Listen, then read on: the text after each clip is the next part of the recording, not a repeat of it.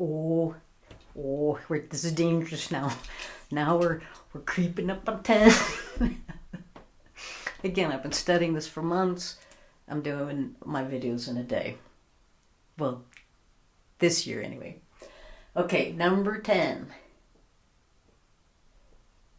Let's just give myself a little quiz. 1 was timeline. The X, so time, space, space, time, 4 dimensions of space, time, full circle. Then what was 6? Oh, balance in between those. 7 sins, which is usury. 8 hours in the day. Is it hours or hours? Whose hours are ours? Anyway, and then 9 is mine, inspired by the Constitution, the Ninth Amendment.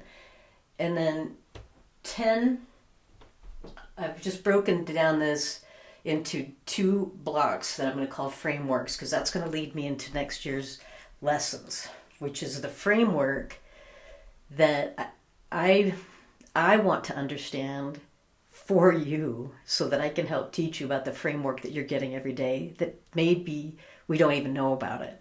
Again, I know as a teacher, I didn't know about the NAEP. I had no idea where some of this curriculum that I was supposed to teach, where it was coming from and why. And I honestly, a lot of the times I didn't question it. Now that I've been researching this, and I've kind of told you that the framework that's set up for you is really 2 main disciplines, math and reading. To be clear, the reading is meant to be in English as a framework. That's very explicit that you're going to be learning math as interpreted by the business management systems, who have a large budget, by the way, and reading. So these must be really important if these are the 2 main areas of curriculum that is being enforced legally, that you must know these 2 frameworks above all others. And of course, science and like social studies will come to this, but they're almost like derived from this. It's like as long as you're fitting into these frameworks. So I thought, well, 2 frameworks are a lot easier to study than 12, so I'm just going to stick to these 2 for this next series of lessons. I've had so much fun. So anyway, what you need to know in math and what you need to know into reading. And why this is important is because this math and reading, again, we're going to go into your time, yes? And then let's just say this is, I don't know why I'm drawing this again. Looks more like a goat. So let's say this is you, the student, over time. I know X was time, but it's a variable. You can call it whatever you want, but you're going to go into the school system. This framework, or this function, or factory, you want to call it that, you go into school with this framework and you're going to come out a product. So you go in as a student maybe wanting to learn one thing, but you are going to, within this time and space of school, you are going to be learning these very specific frameworks, tested on it over and over again. For what purpose? It's for the purpose of business management systems, clearly. At least it's clear to me at this point.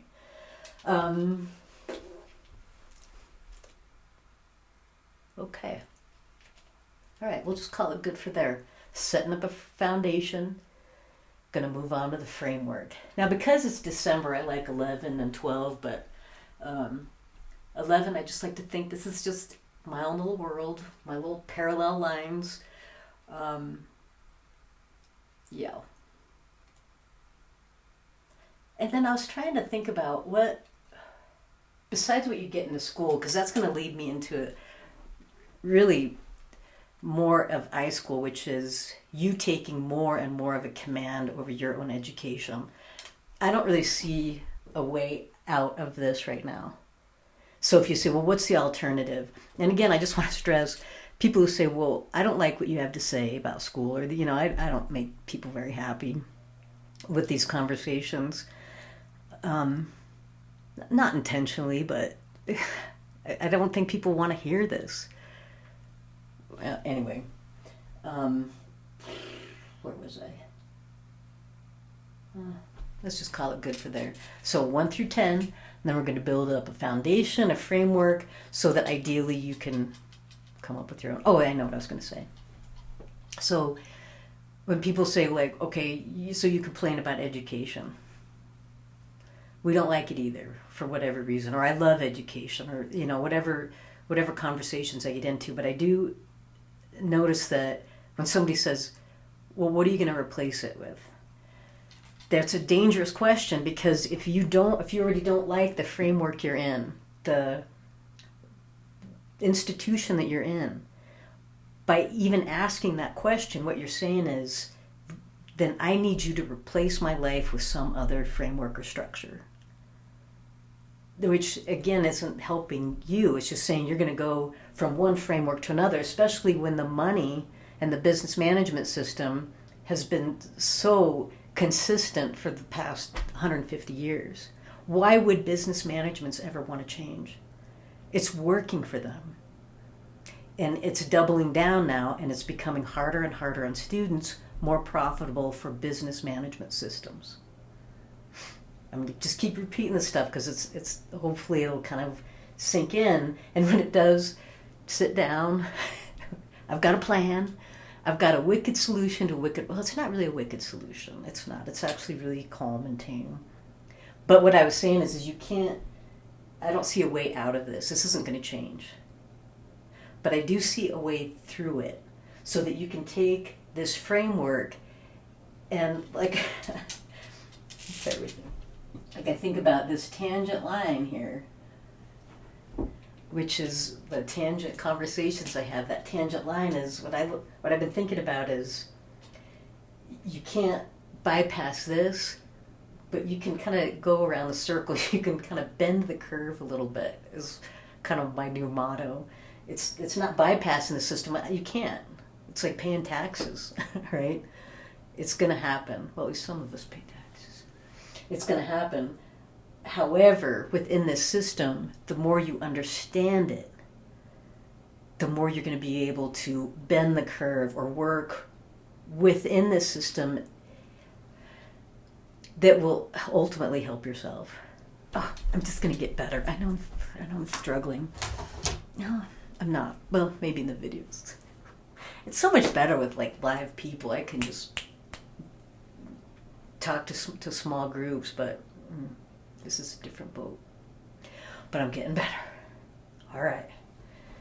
See you in the future.